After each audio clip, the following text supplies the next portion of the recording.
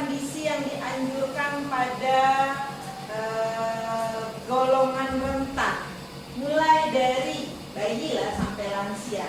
Mungkin ada satu kelompok yang belum ya. Kelas berapa yang belum ya? Kelas apa ya? Kelas B. Kelas B.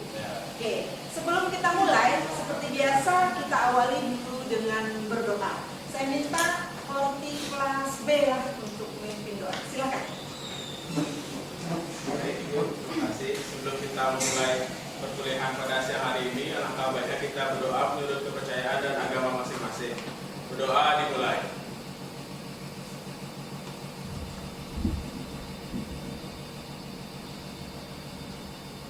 Doa selesai. Baik. Kelas A siapa yang tidak hadir? Yang B? Suster. Kecuali yang teman-teman di kaki.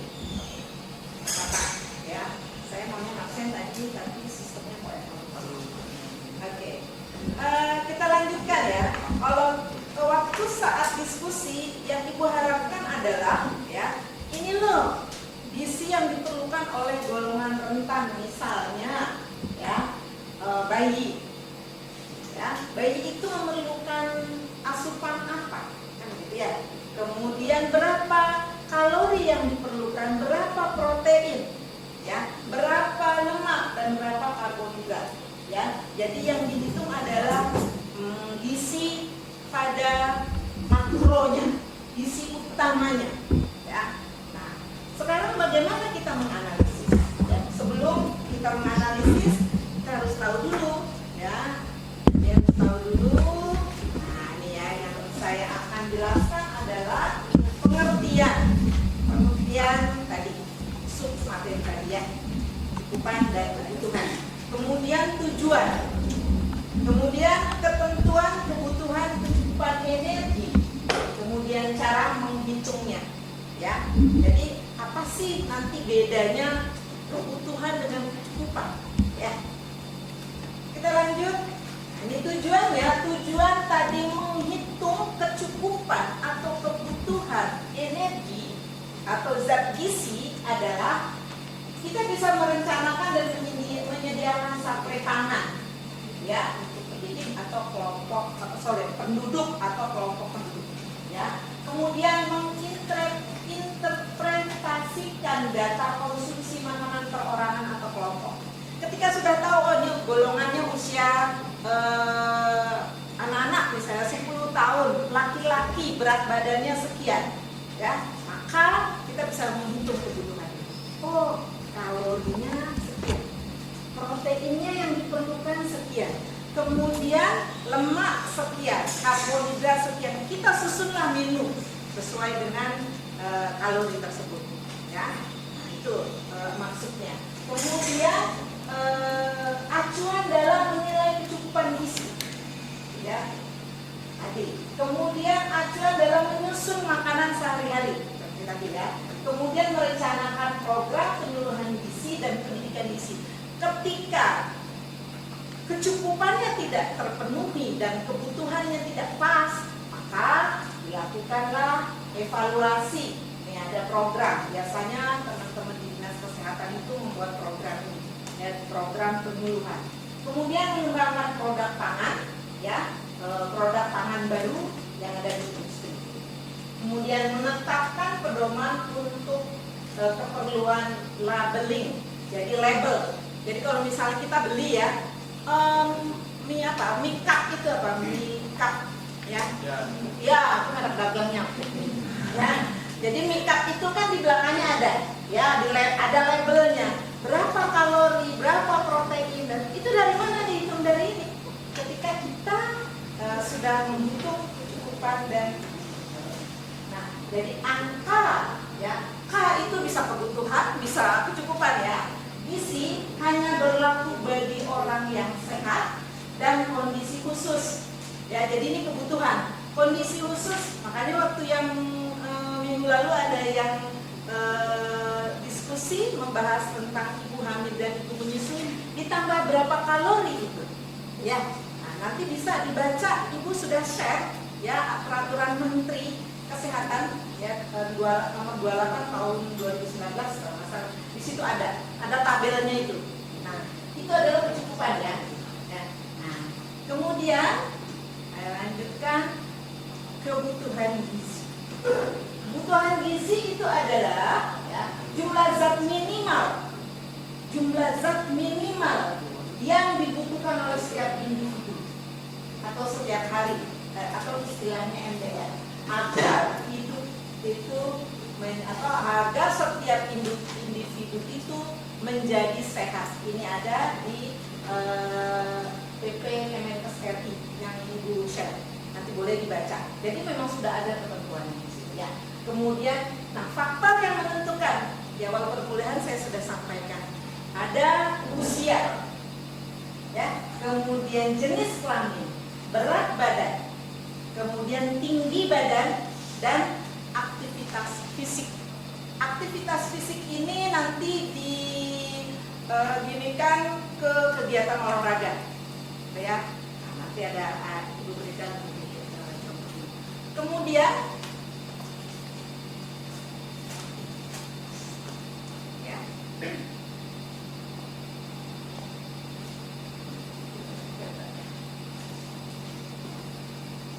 Nah,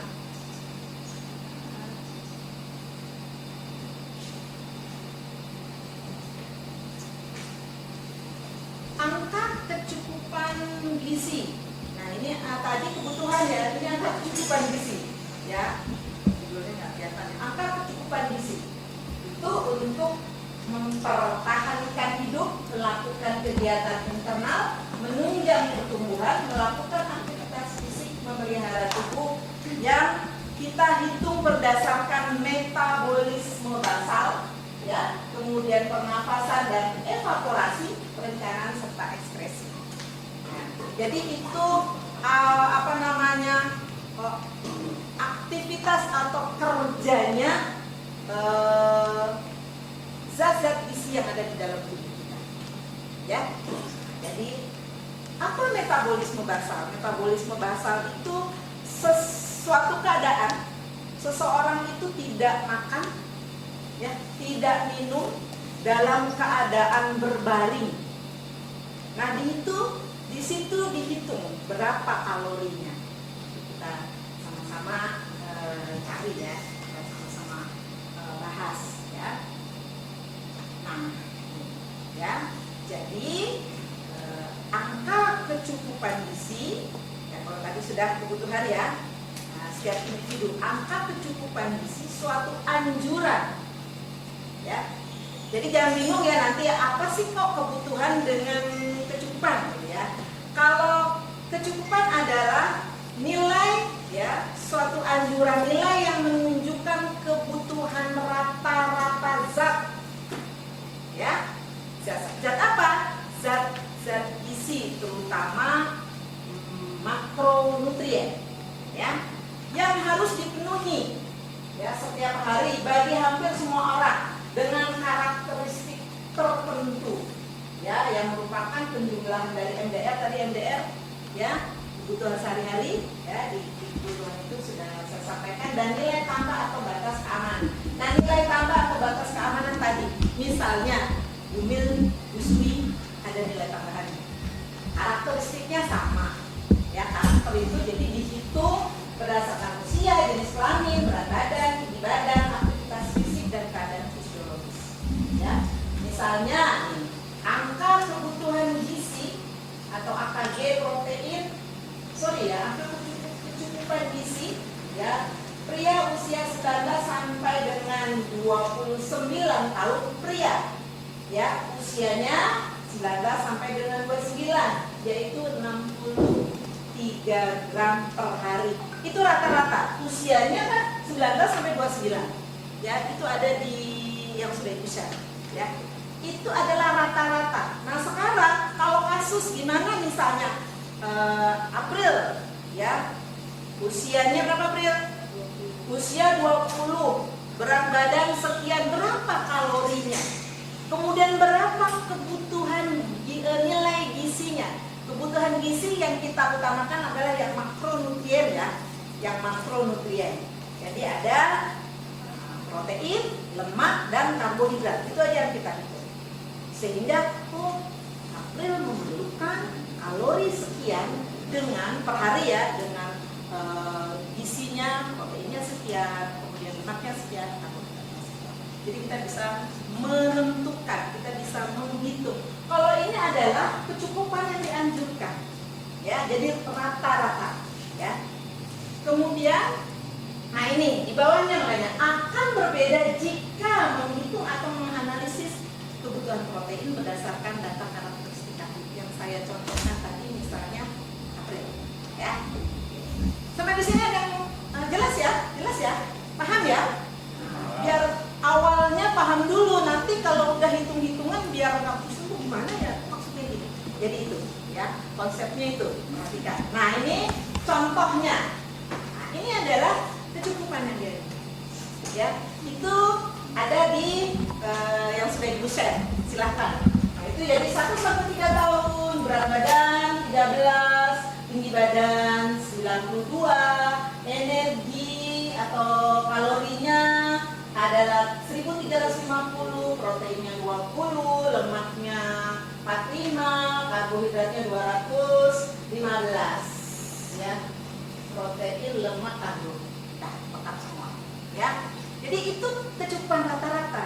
Nanti kasus kita bisa menghitung, ya. Nanti ketika praktek, ya, ibu akan bagikan sesuai dengan kasus masing-masing, sesuai dengan golongan rentan. Misalnya anak usia 12 tahun, ya, perempuan, ya, tinggi badannya sekian, berat badannya sekian, hitunglah kebutuhannya. Kecukupannya kita abaikan karena ini di rata-rata sih. Kita cari kebutuhannya. Ya, paham sini ya? Kemudian setelah itu susun menu. Nah, Bu, menunya ini kira-kira kalau kan untuk makan malam, nah, ada kasusnya lagi ya, untuk makan malam. Jadi makan malam, ya itu biasanya presentasinya 20, 40, 40. Dari mana? Dari kebutuhan kalori. Kalau kalorinya 2000, maka 20% makan pagi atau breakfast atau sarapan, 40 makan siang dan makan malam. Susun lagi. Gitu, ya. Paham ya? Ini juga lanjutannya yang tadi, ya. Kemudian apa yang dibutuhkan? Kalori itu adalah menghasilkan energi. Jadi energi dibutuhkan oleh manusia untuk apa? Bergerak, ya, beraktivitas, berpikir, ya, dalam kegiatan sehari-hari. Di mana energi didapatkan? Makro. Dan lemak dan protein sudah tidak dibahas lagi karena di awal perkuliahan ini sudah kita bahas, ya. Kemudian makanan yang dimakan, ya, akan diubah, ya, menjadi energi. Itu namanya metabolisme. Metabolisme itu kan sudah ya di materi sebelumnya ya, ada metabolisme. Bagaimana metabolisme karbohidrat, metabolisme protein, dan metabolisme lemak. Yang ujung-ujungnya, metabolisme itu kan pembakaran ya, yang ada terjadi di dalam tubuh kita. Yang ujungnya adalah menghasilkan energi. Ukurannya adalah kalori, ya, kilokalori. Paham ya? Ya, jadi energi disebut juga kalori, kilokalori. Ya. Kemudian energi yang masuk dalam tubuh harus sesuai dengan kebutuhan gizi tadi, dengan usia. Kalau yang kecukupan kan dirata-ratakan, itu rata-rata orang Indonesia tuh. Kalau rata-rata orang mungkin ini Indonesia, orang Asia lain misalnya Jepang mungkin beda, atau Eropa beda. Ini makanya ada di peraturan Menteri Kesehatan ya. Jadi energi yang masuk dalam tubuh juga harus sesuai dengan yang dikeluarkan. Kemudian bagaimana mengukur kecukupan energi? Ya, ukur yang pertama, ya, harus mengukur berat badan ideal dulu. Berat badan ideal ini ada 3 metode. nanti yang dari ketiga ini yang sering digunakan adalah metode Broca. Ya, Broca ini, ya ini berat badan ideal. Nanti kalian bisa masing-masing menghitung. Ya, kok berarti saya kegentan? Kok berarti saya kurang? Ya, nah jadi tinggi badan dikurangi 100, yang Broca ya, dikurangi 10%. Nah, silakan. Berapa berat badannya Bayu? Udah turun kali Yuyu ya, kamu disakit ya. Berapa berat badannya? Tinggimu berapa? 180 sama 84. 100, tinggi badan 180. Kemudian dikurangi 100. Berapa? 80 kali dikurangi 10%. 10%-nya dari 80 kan 10. Berarti berat badan idealmu adalah 70. Kalau kamu masih 69 atau 65, kurus. Ya. Paham ya? Ini yang dipakai. Kalau yang metode K dengan Ovogati International Formula pria, ini pria dan wanita, ini agak ribet karena dibeda-bedakan. Orang Indonesia selalu menggunakan, kalau teman-teman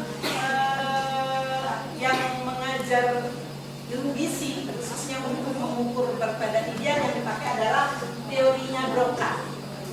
Ya, mudah. Nah, hitungnya gimana? Lurus ya? Masih lurus? Lurus ya. Kelebihan ya? Dia ya kelebihan. Nah, disitulah nanti kita bisa mengatur, ya, mengatur pola makan kita. Paham ya sampai di sini ya? Nah, coba sekarang. Coba hitung.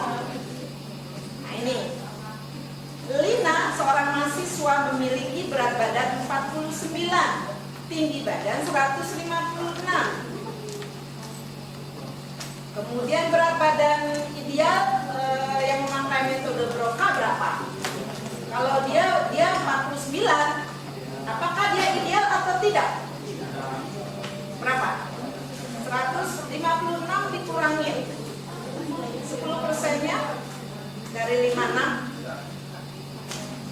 berapa? Ya kan? 100 dikurangi 56 dikurangi 156 dikurangi 100 kan 50. Nah, dikurangi 10%-nya dari mana? 50. Berapa? 50. Dia berapa? Kurang 1. Paham ya? Oke. Bisa dilanjutkan? Oke, lanjut. Nah, sekarang ini kebutuhan gizi berdasarkan angka metabolisme basal atau AMB. Jadi kita menghitung kebutuhan gizi ini berdasarkan angka metabolisme basal. Ya, tetap sama. Kalau mengukur AMB ini dipengaruhi oleh usia, berat badan, tinggi badan, aktivitas juga. Ya, jadi ada 4 rumus yang menggunakan untuk kita menghitung kebutuhannya. Ya, yang pertama rumus Harris-Benedict. Ini yang rumus ini Harris-Benedict ini yang sering digunakan. Nanti, tapi kalian harus tahu, ya. Nah, lebih mendekati dari kecukupan yang rata-rata yang dianjurkan. Ya, dari yang dianjurkan itu mendekati. Kalau yang tepat atau ada lagi satu ya, ini menurut PAO atau WHO. Jadi ada 4 ya. Yang pertama adalah rumus Harris-Benedict. Ini sudah rumus pun dari mana segitu? Ya udah rumus ya. Makanya harus hitung dulu berat badan ideal. Ya, berat badan idealnya pertama. Tadi kan udah tahu semuanya cara menghitung berat badan ideal. Nah, untuk laki-laki ya, nanti kan ada kasus tuh, umur sekian, kan gitu, berat badan sekian, berapa? Ya.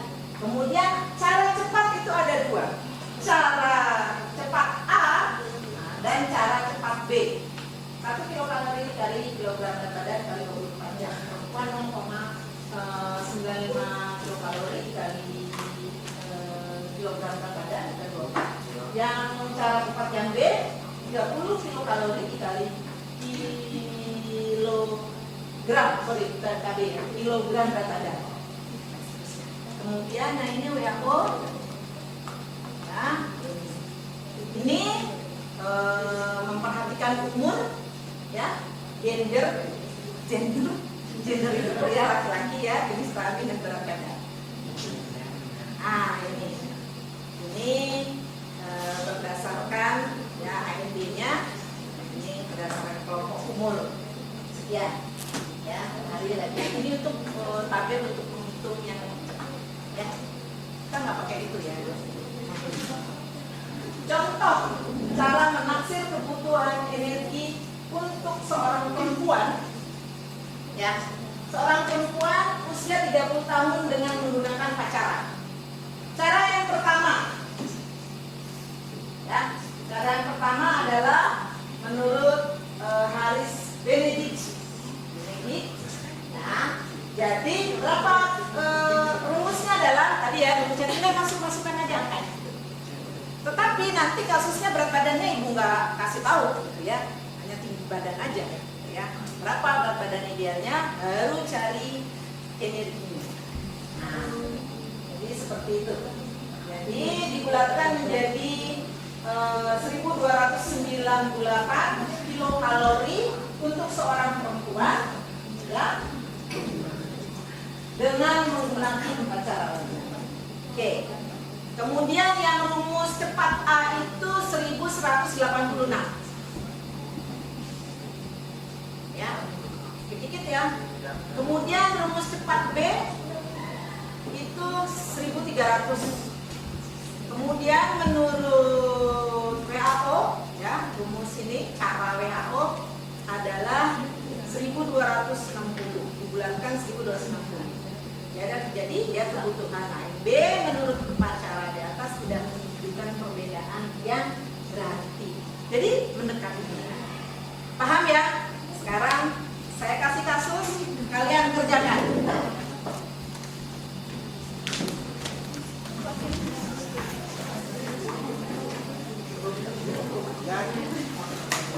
Wayan?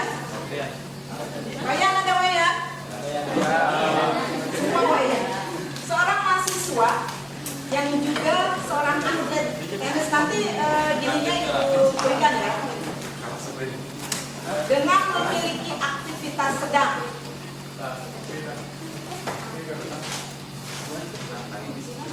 Kemudian berat badannya sudah ada ya 72, tinggi badannya 165, dan menghitung kebutuhan kalorinya. Sebentar, tadi kan sudah sampai di situ ya. Ini catat dulu. Tadi kan baru kebutuhan kalori ya. Kemudian nanti saya kasih kebutuhan. Udah ya. Oke, foto ya. Belum. Oh, belum. Oke.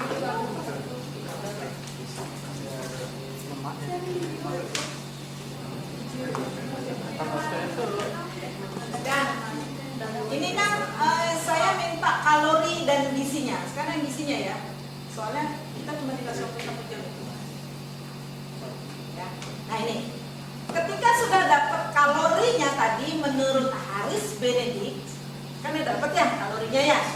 Maka kita hitunglah nilai gizinya atau kebutuhan gizinya. Gimana caranya? Seperti ini.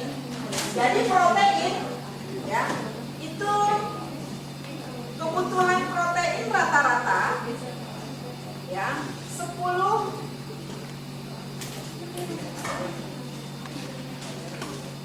ya, kebutuhan protein yang diperlukan tubuh itu, ya, 10 sampai dengan 15%. Contohnya kita ambil yang maksimal 15% ya, apalagi kalau untuk balita ya, untuk ini 15%. Kita ambil yang besar. Kemudian lemak ya, 20%. Lemak itu 10 sampai dengan 25%, kita ambil tengah-tengahnya. Kemudian karbohidrat ya, itu ada 60%. Ini saya biar bisa kalian diskusi. Nah ini cara menghitung kebutuhan gizinya ya. Ingat, 1 kilogram menghasilkan 1 kilogram protein menghasilkan berapa kalori? 4. Waktu kita menganalisis bahan makanan. Ya. Ya ingat ya, sama. Ini juga begitu. Kemudian kebutuhan lemak. Nah ini 10 sampai dengan 25 menghasilkan 9 kalori. Kemudian kebutuhan karbohidrat 60 sampai dengan 75% menghasilkan 4 kalori. Jadi rumusnya kebutuhan gizi dalam persen, ya, kebutuhan gizi dalam persen, ya dikali kalori dibagi nilai kalori. Jadi kebutuhan gizi protein misalnya, proteinnya tadi berapa? Ini ya, proteinnya berapa? 15 kita ambil ya. Itu saya ambil dari contohnya yang kasus yang pertama, kalorinya ya, yang kita tadi saya udah paparkan menurut rumusnya Harris Benedict. Didapatkanlah kalorinya 1289. Ya, berarti 15% kali 1289. Didapatkan angka 193,35. Berapa proteinnya berarti? Dibagi 4. Bisa tadi udah itu sampaikan. Jadi berapa proteinnya? 48, ini rumusnya, ya. Ini rumusnya. Ya, ini rumusnya. Ini rumusnya. Jadi kebutuhan gizi tadi, gizinya apa? Kebutuhan gizinya makro ya, protein. Ya, boleh nanti biar nilainya biar kesepakatan lah Bu, berarti kalau lemak kita tengah-tengah aja. Ya. Kalau protein maksimal, ya. Kemudian karbo juga misalnya maksimal, boleh, ya. Nah, jadi ini rumusnya. Kemudian ya lemaknya kita ambil 20%, karbonya kita ambil 65. Ya. Jadi kebutuhan tadi si Ali atau siapa tadi ya yang awal itu kan Bayan yang tugas yang sebelumnya ya. Itu kebutuhan proteinnya 48,33 gram per hari. Per hari ya, ingat loh. Nanti kaitannya sama nyusun menu nih. Aduh, gue repot jadi iya. Kalian kan orang kuliner harus pintar, harus pandai menyusun hidangannya. Yang kebutuhannya sudah kita hitung. Jelas ya? Oke, silakan kerjakan si Bayan.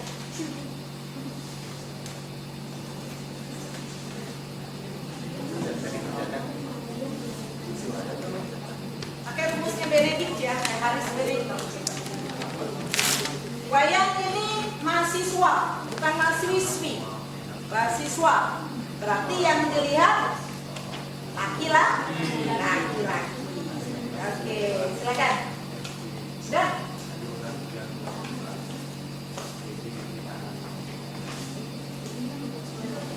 Rumus Benedictnya? Oh iya, sebentar ya.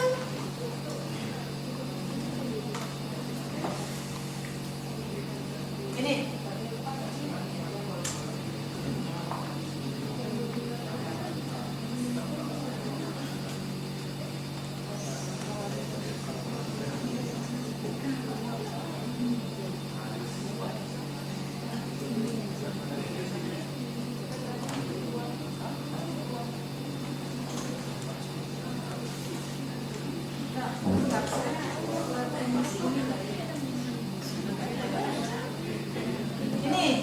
Nih, laki-laki, wayang laki-laki ya. Berarti 66 ditambah bukan.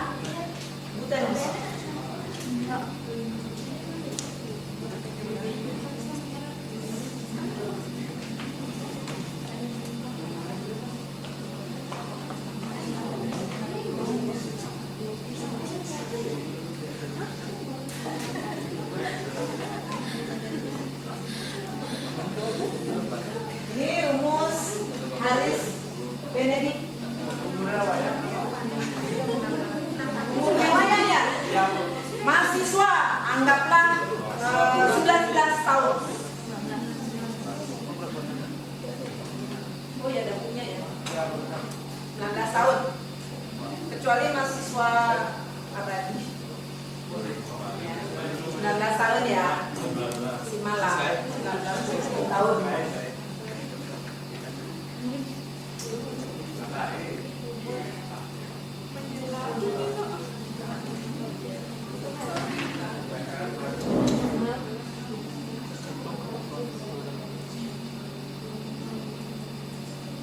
Ini rumus yang paling sederhana sekali. Nanti kalau sudah dapat kita cocokin ya di kecukupan ya. Ya. Di kecukupan yang dianjurkan. Kecukupan.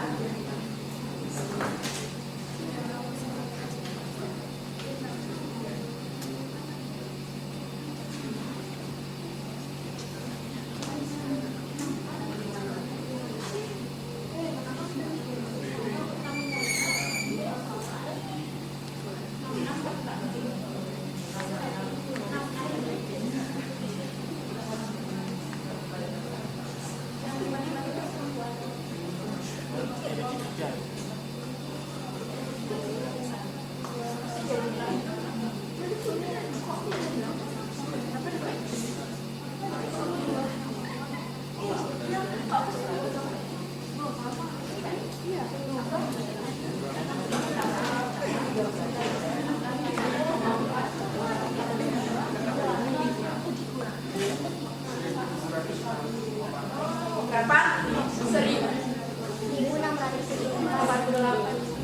Ah, berapa? 1748. Coba lihat di angka kecukupan yang dianjurkan. Di menurut peraturan Menkes 28 tahun 2019. Sampai yang selesai bisa ditampilkan ke depan ya kita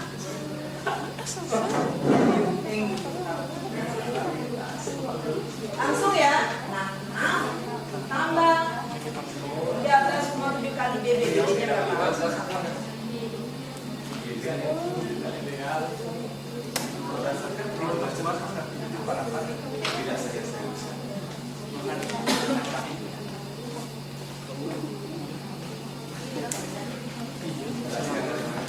Langsung aja itu rumus radius bensinnya kan laki-laki langsung 66 ditambah 13,7 kali BB nya berapa?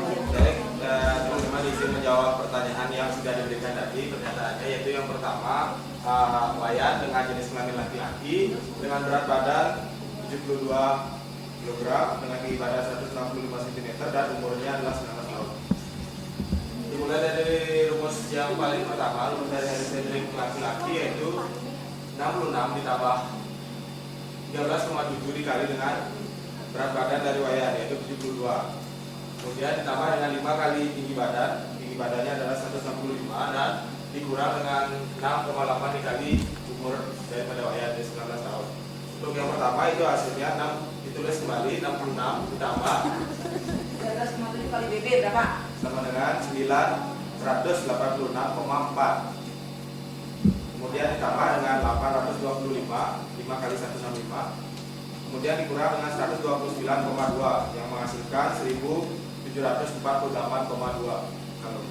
Jadi kalorinya berapa? 1748,2. Coba lihat di kecukupan yang dianjurkan rata-rata. Usia kan direntangkan di sana ya, rentangannya ya. Berapa sampai berapa? Berapa kalorinya? 2.650 ya, kurang lebih mendekati. Berapa nilai gizinya? Kebutuhan gizinya. Siapa yang udah dapat mencari kebutuhan gizi? Ayo silakan. Berarti gimana caranya? Pakai 12. Mari ya sudah. Ya, silakan. Jadi itu energinya ya. Sekarang cari kebutuhan gizinya. Kita pakai yang sama yang mau kasih contoh lah. Ya, biar nggak bingung. 12% untuk protein,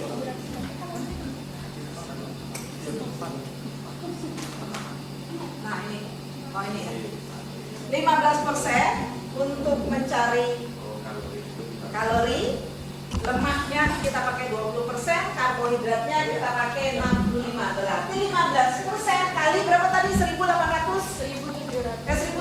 sekian. Bagi 4. Kan 1 kilokalori menghasilkan atau 1 protein menghasilkan 4 kalori, ya. 1 gram protein menghasilkan 4 kalori.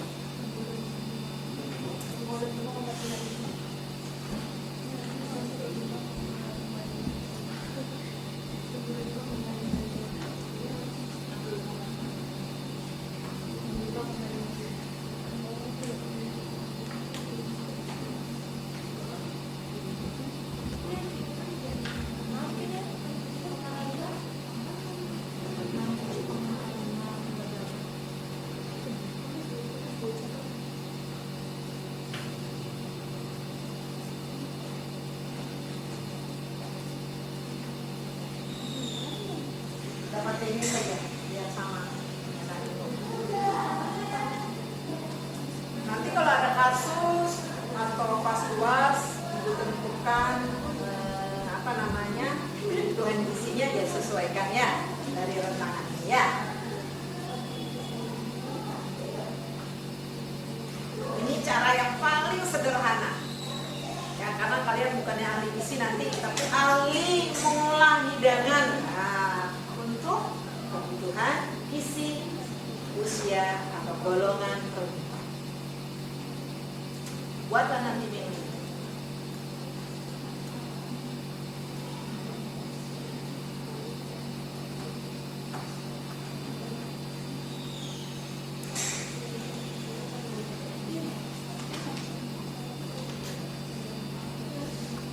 Sudah? Berapa proteinnya jadinya? 65,55. Jadi kita bulatkan aja 66 ya. Kalau pembulatan di atas 5 kita bulatkan menjadi 1. Ya, kalau kurang dari 5 hapus. Kemudian lemaknya 284. Karbohidratnya 284. Ya. Sekarang silakan lanjut menyusun menu untuk makan siang. Ya dong. Beda-beda loh ya. Jadi menu itu harus ada apa? Paling nggak unsur makronutrien itu. Jadi nanti mengukur. Ya, jadi misalnya seperti proteinnya 48,33 kita bulatkan menjadi 48 bagi 20, 40, 40. Hasil 40%-nya dari 48 berapa? Oh, berarti 1 potong tempe. Itu bisa. Nanti tempenya mau diapa? Tempe sekian gram. Mau dibikin tempe tepung, mau dibikin olah-ari, boleh. Silakan. Udah dapat semuanya ya? Paham ya? Ada yang nggak paham nggak? Itu yang baru datang, jangan tidur. Paham apa enggak? Paham ya?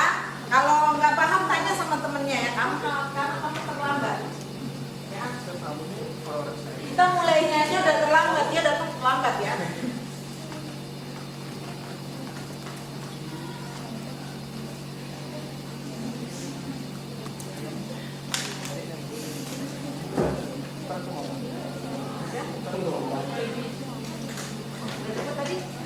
Itu kan dari sama-sama. Sekarang berapa itu?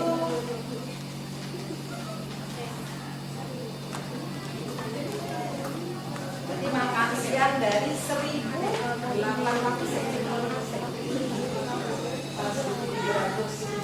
jadi 40%-nya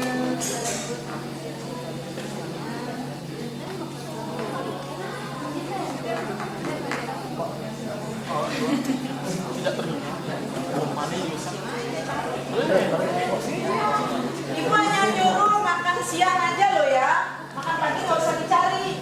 Berarti kan makan siangnya 40%. 40% dari kalori itu. Kemudian 40% dari ini proteinnya, lemaknya. Susunlah menu. Oh,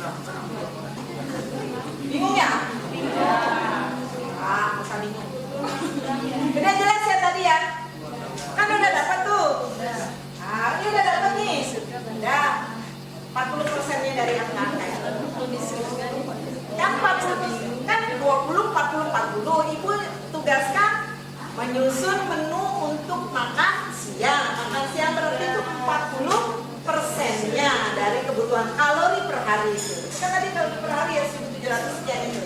Ya. Itu. Kalau udah dapat angka itu, baru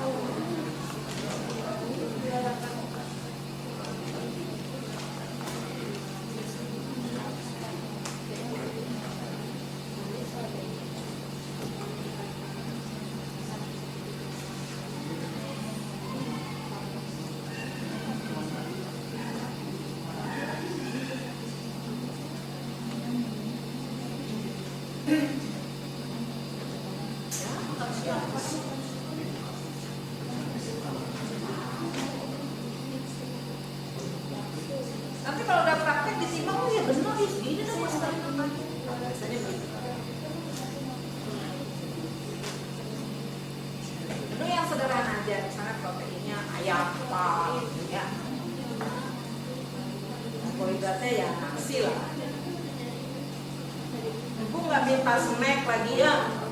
Tapi kalau ada susun pakai snack lagi, itu lagi ribet lagi.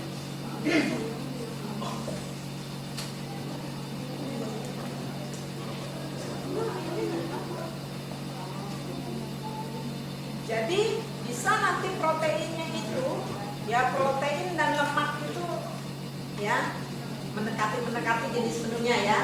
Jadi yang misalnya protein yang banyak tinggi proteinnya adalah daging misalnya ya. Kemudian yang tinggi lemak biasanya apa? Kan ada daging juga, gitu ya. Sumber lemak apa? Sudah menunya.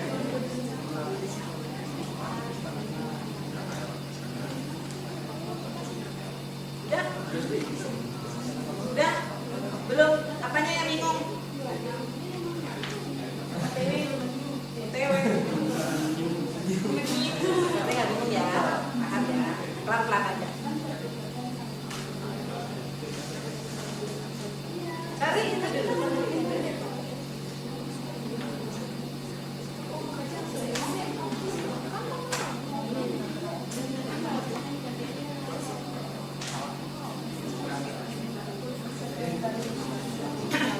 Nanti ada kaitannya sama waktu menganalisis bahan makanan. Ya, ada kaitannya menganalisis bahan makanan. Kita balik ke sana. Cocok nggak nanti tuh akhirnya kalorinya sekian?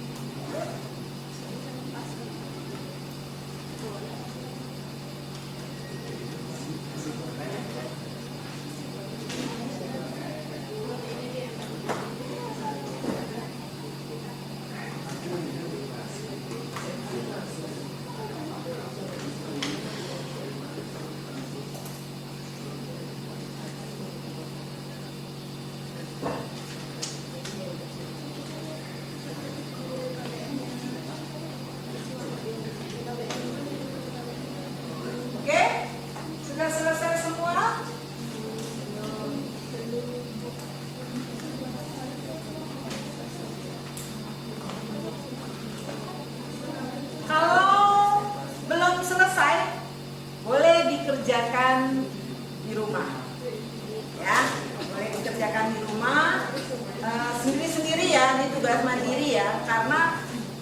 menunya beda-beda. Ya. Oke? Nah, kelanjutannya, ada kelanjutannya kan tadi ya.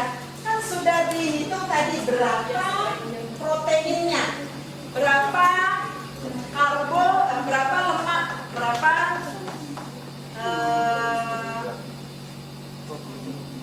karbohidratnya, ya, berapa gram masing-masing. Hitung ke analisis bahan makanan, sama nggak total kalorinya sekian? Ngerti? Ngerti? Nggak?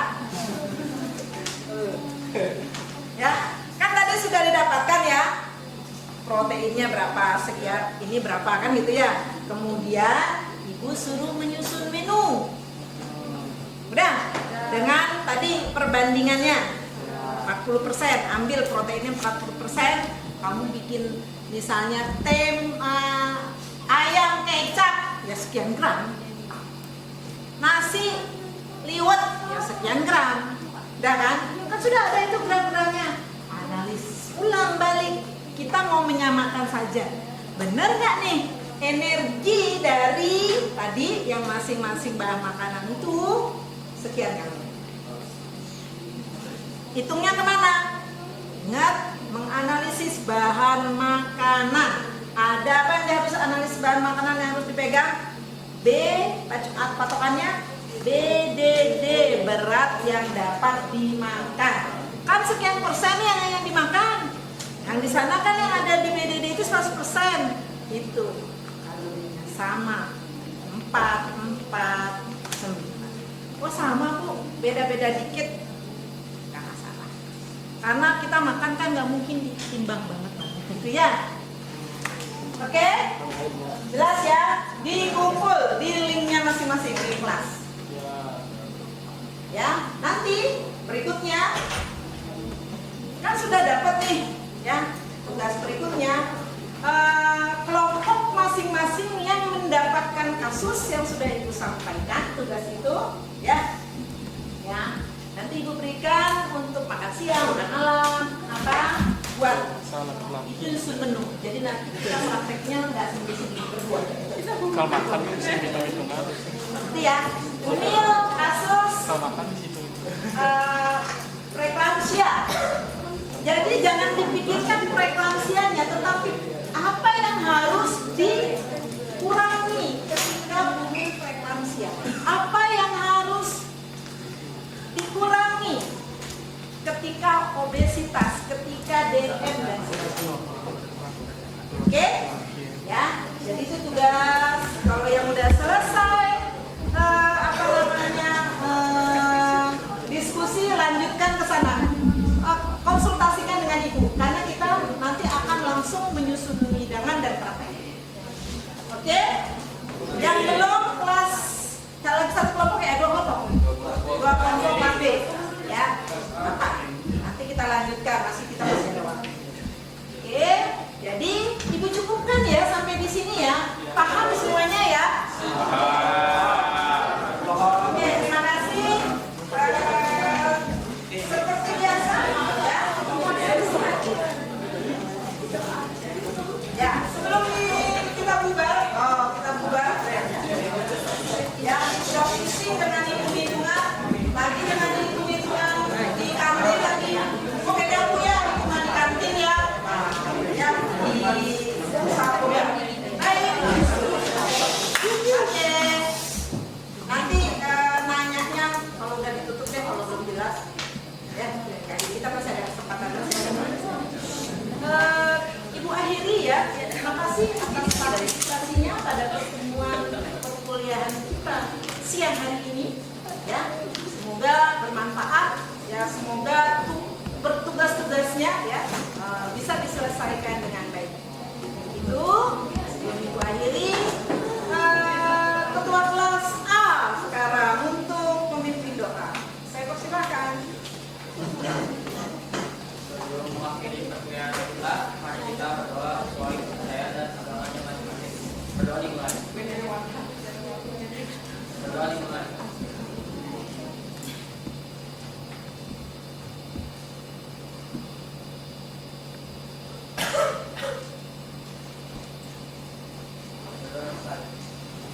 Terima kasih Jason, sampai ketemu minggu depan. Selamat siang. Om Santi Santi Santi Om. Wassalamualaikum warahmatullahi wabarakatuh. Sampai ketemu minggu depan. Salam harmoni. Ya dia.